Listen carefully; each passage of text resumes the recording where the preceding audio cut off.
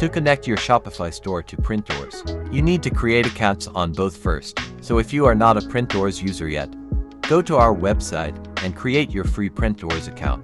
Link is in the description below. Once you've set up your accounts, there are two ways. Log into your Shopify dashboard, select the Apps tab and click Visit Shopify App Store. Search for Printdoors. When you find us, please click on the Printdoors on the left. Click Add App. Click Install App. And that's it. Your Shopify store is connected to Printdoors. 2. Head to Printdoors website. Find Stores on the left. Click Add New Store. Click to connect, and you're almost done. Click Add App. Click Install App. Like this, it is done. After integration, you can list your customized products from Printdoors.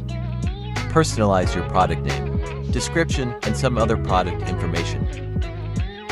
Choose your shipping method. Sync your orders automatically, and track your order fulfillment and shipping process at real time. Finally, click Publish. Then click the icon to preview. You can see your product appear in the Shopify store.